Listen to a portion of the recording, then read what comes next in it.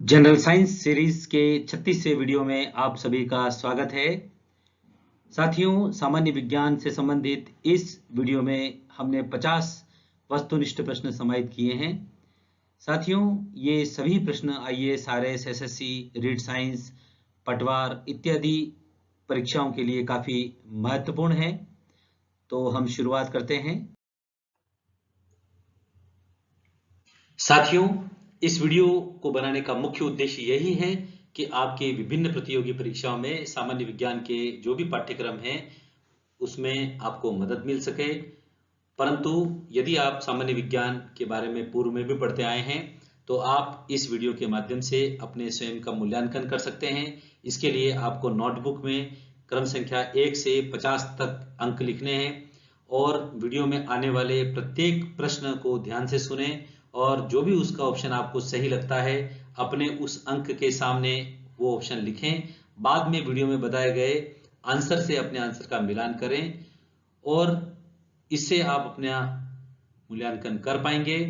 परंतु साथियों, आप यदि सामान्य विज्ञान में नए हैं, सामान्य विज्ञान का अध्ययन आप बहुत समय के बाद, अंतराल के बाद कर रहे हैं, तो आप इस वीडियो को पूरा अच्छी तरह से देखें और सुनें और यदि संभव हो तो अपनी नोटबुक में प्रत्येक क्वेश्चन और उसका आंसर लिखें ताकि आपकी आगामी परीक्षाओं में इसका बहुत बड़ा लाभ आपको मिल सके।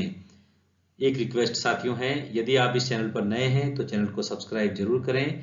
इसमें पूर्व में भी सामान्य विज्ञान से संबंधित काफी प्रश्न हैं जो आपके लिए काफी मददगार होंगे और बेल आइकन के बटन को दबाना ताकि आने वाले जनरल साइंस या जीके के जो भी वीडियोस होंगे जो आपके लिए लाभदायक होंगे वो आपको तुरंत प्राप्त हो सकें। तो हम शुरुआत करते हैं। पहला प्रश्न है, निम्न में से किस एक सूक्ष्म तत्व की कमी अधिकता से मानव की उपापचयी क्रिया प्रभावित होती है? पहला ऑप्शन है सोडियम, दूसरा ऑप्शन है क्लोरीन, तीसरा ऑप्शन है कैल्शियम, चौथा ऑप्शन है पोटेशियम। तो इसका सही आंसर क्या होगा? निम्न में से किस एक सूक्ष्म तत्व की कमी या अधिकता से मानव की उपापचयी क्रिया प्रभावित होती है? तो इसका साथियों सही आंसर है क्लोरीन। क्लोरीन के कारण मानव की उपापचयी प्रक्रिया। दूसरा प्रश्न है, निम्न में से सूक्ष्म तत्व आयोडीन के कौन से मुख्य स्रोत हैं? पहला दूध, सब्जी एवं अनाज, दूसरा नमक एवं हरी सब्जियां, तीसरा यकृत, मांस एवं अनाज, तीसरा समुद्र में मिलने वाली खाद्य वस्तुएं। तो इसका सही आंसर क्या होगा? इसका सही आंसर है समुद्र में मिलने वाली खाद्य वस्तुएं आयोडीन के मुख्य स्रोत हैं। तीसरा प्रश्न है, निम्नलिखित में से कौन सा एक सूक्ष्म तत्व प्रोटीन संश्लेषण में सहायक होता है? पहला ऑप्शन आयरन, दूसरा ऑप्शन सोडियम, तीसरा ऑप्शन जस्ता और चौथा ऑप्शन सल्फर।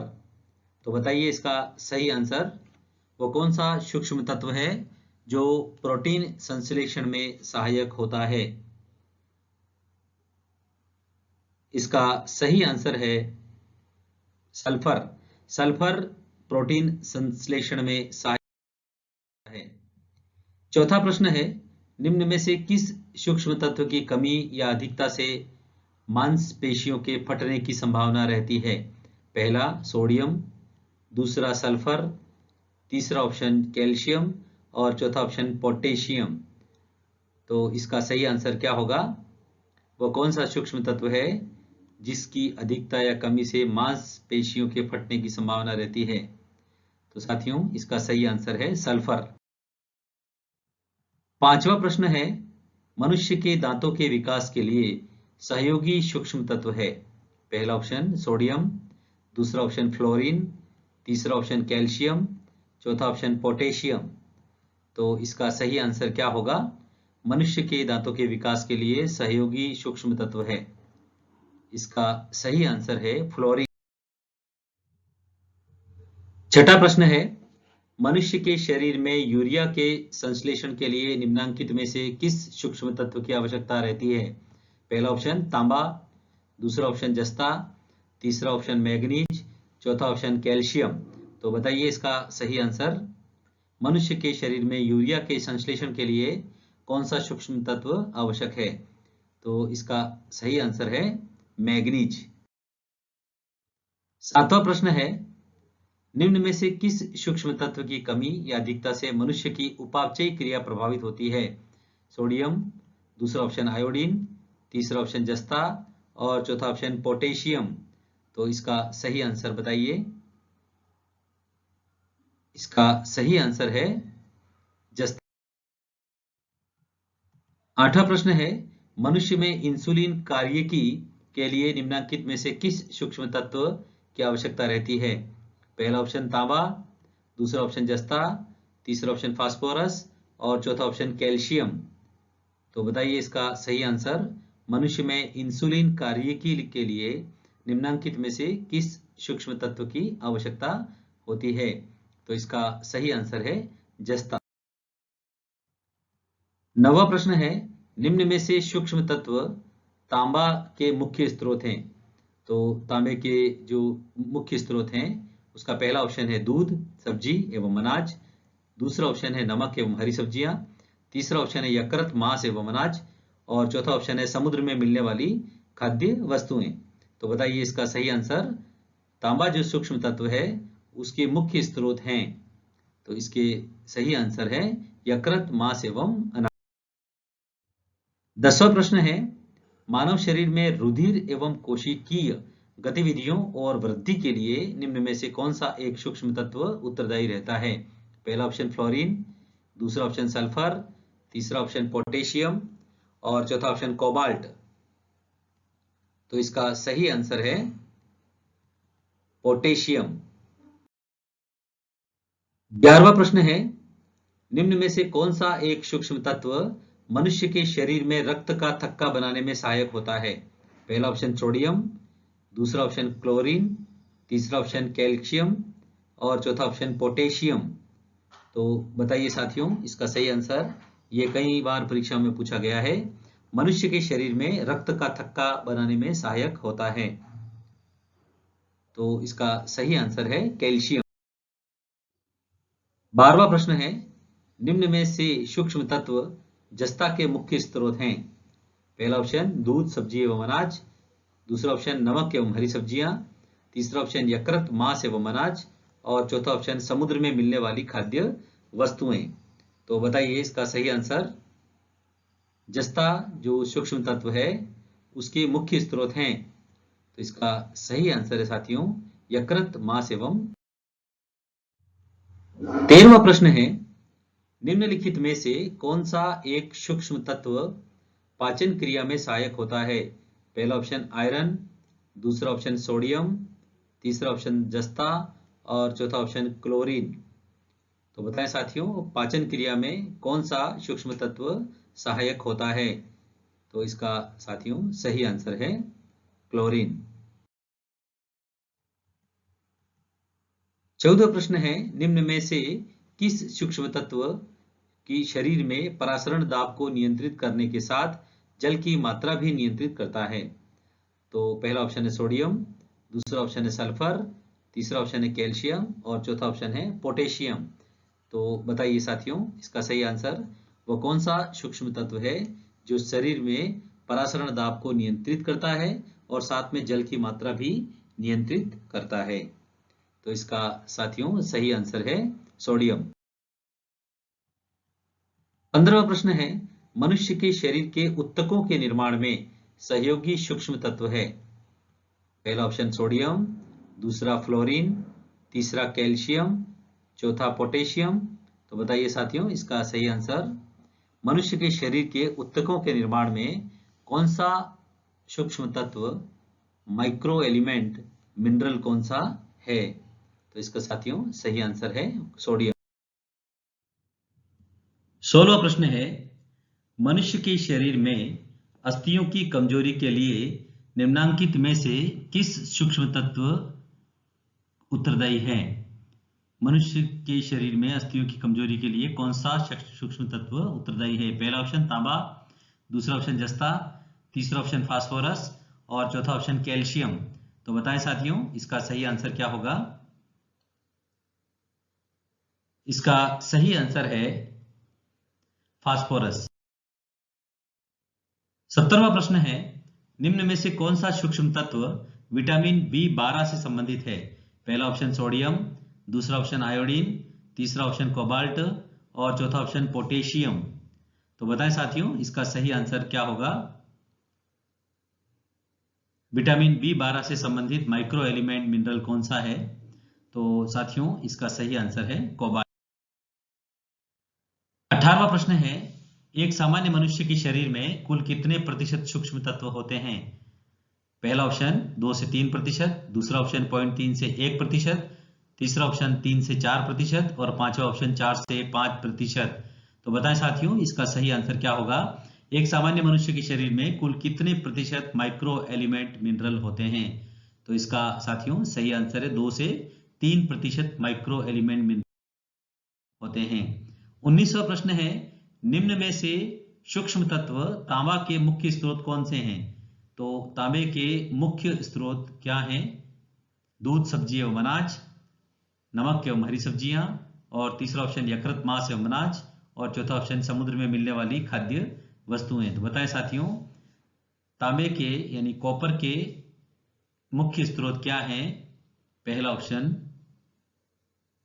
दूध एवं सब्जी अनाज, दूसरा नमक एवं हरी सब्जियां, तीसरा यकृत, मांस एवं अनाज और चौथा समुद्र में मिलने वाली खाद्य वस्तुएं।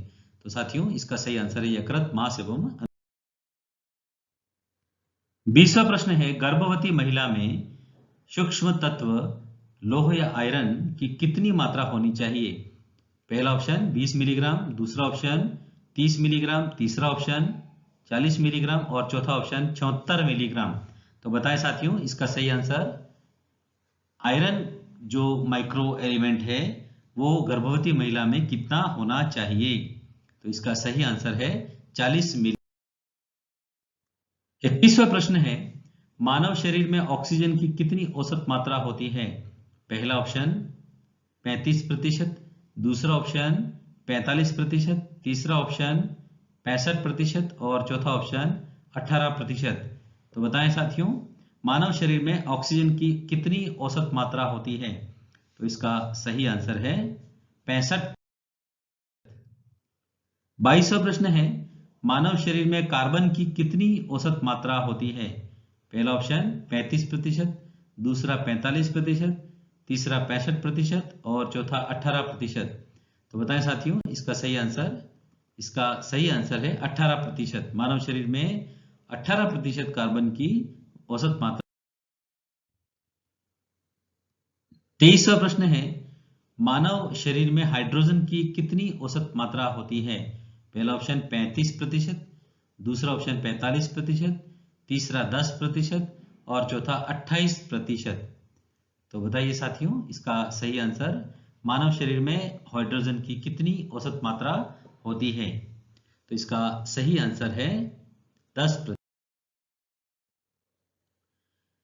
24वां प्रश्न है, मानव शरीर में कैल्शियम की कितनी औसत मात्रा होती है?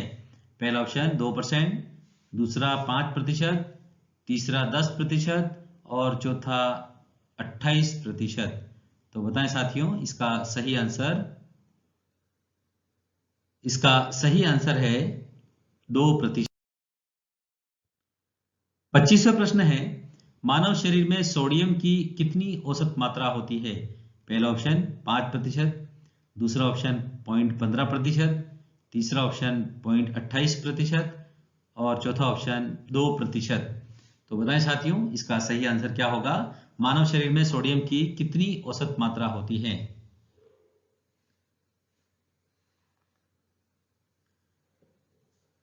इसका सही आंसर है 0.15%। 26वां प्रश्न है, मानव शरीर में लोहा आयरन की कितनी औसत मात्रा होती है? पहला ऑप्शन 0.05%, दूसरा ऑप्शन 0.15%, तीसरा ऑप्शन 0.28% और चौथा ऑप्शन 0.004%। तो बताएं साथियों, इसका सही आंसर मानव शरीर में आयरन की कितनी औसत मात्रा होती है? तो इसका सही आंसर है 0.004%।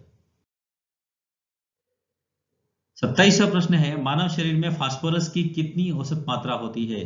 पहला ऑप्शन 0.05%, दूसरा ऑप्शन 1%, तीसरा ऑप्शन 0.28% और चौथा ऑप्शन 0.004%। मानव शरीर में फास्फोरस की कितनी औसत मात्रा होती है, तो बताएं। इसका सही आंसर है 1%। 28वां प्रश्न है, निम्नांकित में से किसने विटामिन ए की खोज की थी? पहला ऑप्शन मैकुलन ने, दूसरा हॉपकिंस ने, तीसरा बेटामेन ने और चौथा लुई पाश्चर ने। तो बताएं साथियों, विटामिन ए की खोज किसने की थी?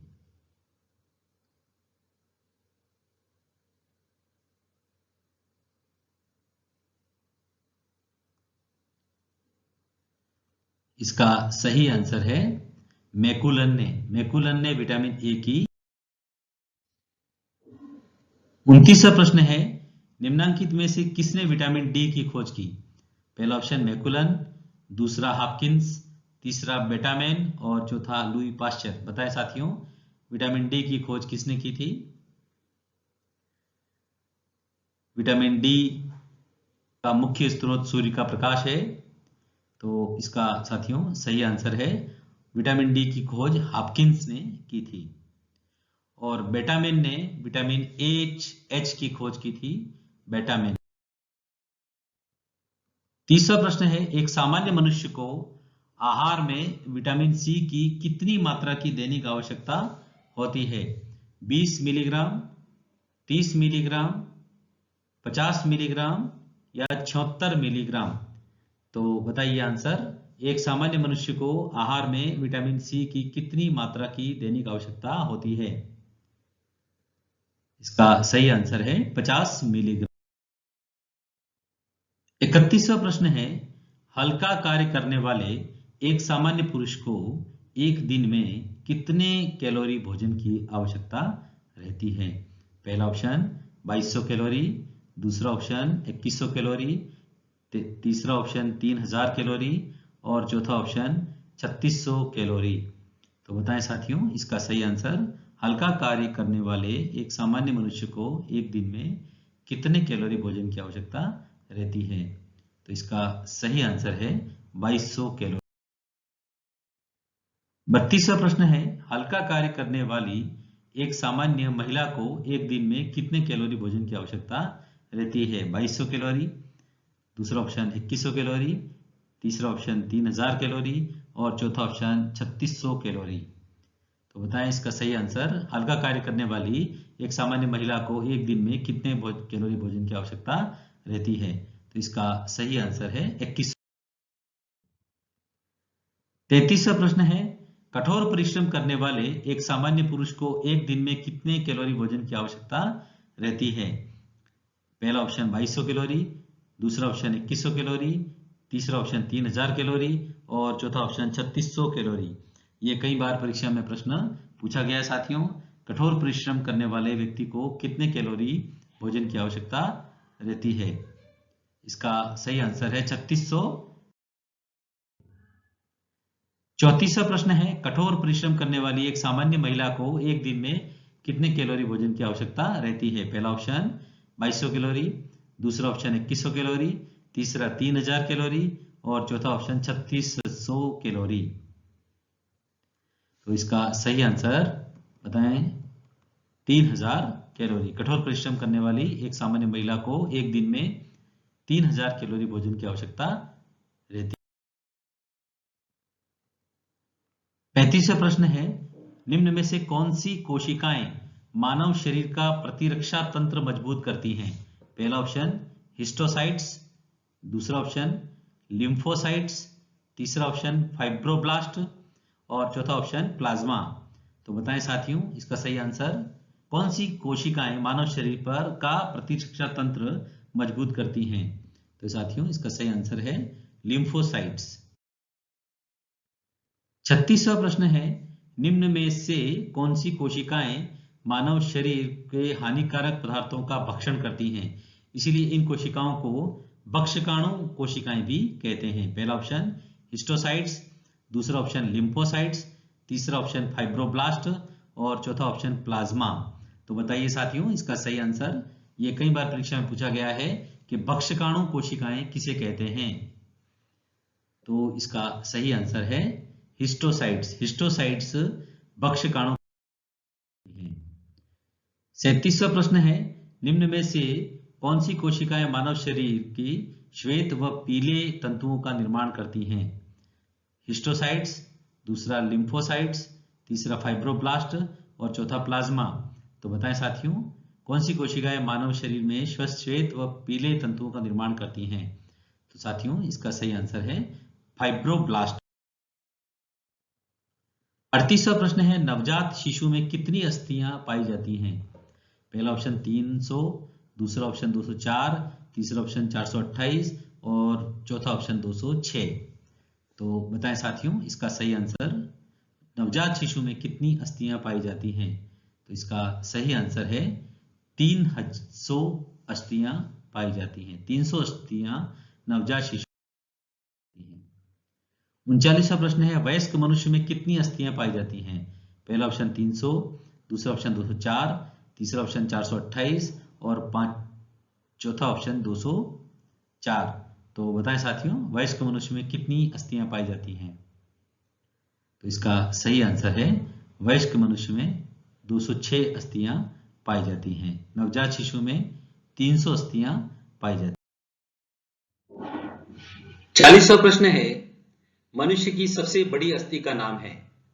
पहला ऑप्शन स्टेप्स, दूसरा ऑप्शन फीमर, तीसरा ऑप्शन पैराइटल और चौथा ऑप्शन इनकस। तो बताएं साथियों इसका सही आंसर। मनुष्य की सबसे बड़ी अस्थि का नाम है?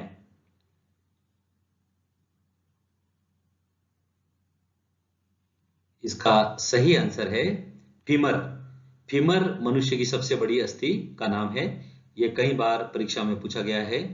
यह जो अस्थि है वो पैर में पाई जाती है और मनुष्य की सबसे छोटी अस्थि स्टेप्स रहती है और ये कान में पाई जाती है। साथियों ये अपनी नोटबुक में आप जरूर लिखें। ये कई बार प्रश्न पूछा गया है। दोनों टाइप के प्रश्न आपकी परीक्षा में पूछे जा सकते हैं। मानव शरीर की सबसे बड़ी अस्थि कहाँ पाई जाती है, मानव शरीर की सबसे छोटी अस्थि कहाँ पाई जाती है, इनके नाम क्या हैं, तो आपके लिए काफी ये महत्वपूर्ण हो। 41वां प्रश्न है, यूरिक अम्ल की सांद्रता बढ़ने पर निम्न में से कौन सा रोग हो जाता है? पहला ऑप्शन गठिया रोग, दूसरा ऑप्शन घेंगा रोग, तीसरा ऑप्शन मधुमेह और चौथा ऑप्शन एनीमिया।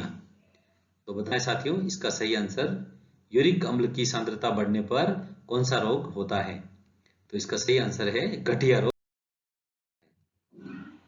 42वां प्रश्न है, निम्न में से किस रोग में मनुष्य की अस्थियां कोमल एवं टेढ़ी मेढ़ी हो जाती हैं? पहला ऑप्शन गठिया रोग में, दूसरा ऑप्शन ऑस्टियोपोरोसिस में, तीसरा ऑप्शन ऑस्टियोमलेशिया में और चौथा ऑप्शन ऑस्टियोआर्थराइटिस में। तो बताएं साथियों इसका सही आंसर। मनुष्य की अस्थियां कोमल एवं टेढ़ी मेढ़ी किस रोग में हो जाती हैं? तो इसका सही आंसर है ऑस्टियोमलेशिया। 43वां प्रश्न है, निम्नांकित में से कौन सा एक रोग वृद्धावस्था का रोग है? पहला ऑप्शन गठिया रोग, दूसरा ऑप्शन ऑस्टियोफोरोसिस, तीसरा ऑप्शन ऑस्टियोमलेशिया और चौथा ऑप्शन ऑस्टियोआर्थराइटिस। तो बताएं साथियों इसका सही आंसर। निम्नलिखित में से कौन सा एक रोग मनुष्य का वृद्धावस्था का रोग होता है? इसका सही आंसर है ऑस्टियोआर्थराइटिस। 44वां प्रश्न है, निम्नांकित में से किस एक रोग में कैल्शियम एवं विटामिन की कमी के कारण अस्थियां छिद्रमय हो जाती हैं? पहला ऑप्शन गठिया रोग, दूसरा ऑप्शन ऑस्टियोफोरोसिस रोग, तीसरा ऑप्शन ऑस्टियोमलेशिया रोग और चौथा ऑप्शन ऑस्टियोआर्थराइटिस। तो बताएं साथियों इसका सही आंसर। किस रोग में कैल्शियम विटामिन की कमी से अस्थियां छिद्रमय हो जाती हैं? तो इसका सही आंसर है ऑस्टियोफोरोसिस। 45वां प्रश्न है, मनुष्य के हृदय के संबंध में रक्त का शुद्धिकरण कहाँ होता है? पहला ऑप्शन वृक्क में, दूसरा ऑप्शन हृदय में, तीसरा ऑप्शन फेफड़ों में और चौथा ऑप्शन अग्न्याशय में। तो बताएं इसका सही आंसर। मनुष्य के हृदय के संबंध में रक्त का शुद्धिकरण कहां पर होता है? तो इसका सही आंसर है फेफड़ों। 46वां प्रश्न है, मनुष्य का हृदय एक बार में कितने रक्त को पंप करता है? पहला ऑप्शन 70 ml, दूसरा ऑप्शन 100 ml, तीसरा ऑप्शन 25 ml और चौथा ऑप्शन 45 ml। तो बताएं साथियों इसका सही आंसर। मनुष्य का हृदय एक बार में कितने रक्त को पंप करता है? तो इसका सही आंसर है, मनुष्य का हृदय एक बार में 70 ml रक्त को पंप। 47वां प्रश्न है, मनुष्य का हृदय 1 मिनट में कितने रक्त को पंप करता है? पहला ऑप्शन 3 लीटर, दूसरा ऑप्शन 5 लीटर, तीसरा ऑप्शन 1 लीटर और चौथा ऑप्शन 450 मिलीलीटर। तो बताएं साथियों इसका सही आंसर क्या होगा? मनुष्य का हृदय 1 मिनट में कितने रक्त को पंप करता है?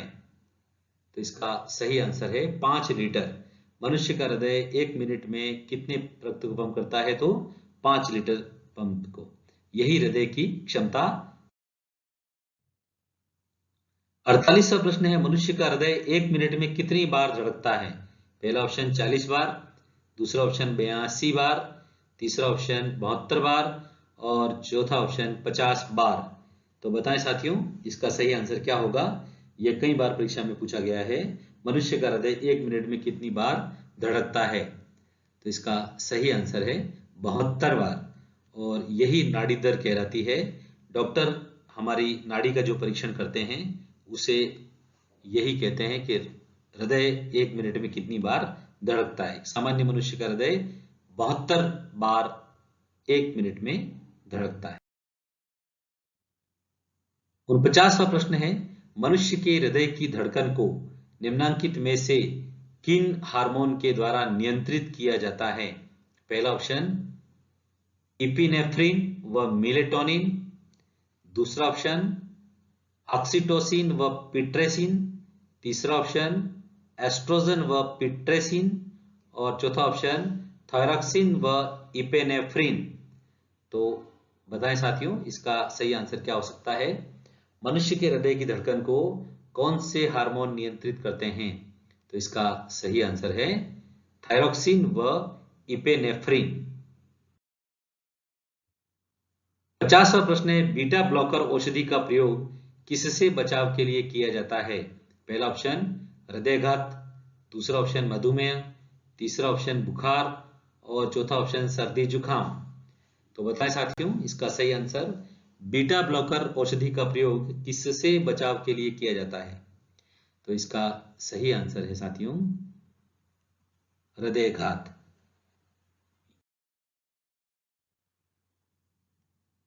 अब आपके लिए क्वेश्चन है, नीला बच्चा रोग ब्लू बेबी डिजीज निम्न में से किस एक की उपस्थिति के कारण भी हो जाता है? पहला ऑप्शन पोटेशियम, दूसरा ऑप्शन नाइट्रेट, तीसरा मैग्नीशियम क्लोराइड और चौथा ऑप्शन यूरिक अम्ल। तो साथियों इस प्रश्न का आंसर आप वीडियो के डिस्क्रिप्शन के नीचे कमेंट्स बॉक्स में जाकर के दे सकते हैं। इस प्रश्न का उत्तर सामान्य विज्ञान के 37वें वीडियो में दिया जाएगा। आप वीडियो को देखें और निश्चित रूप से आपकी परीक्षाओं में इससे आपको बहुत लाभ होगा।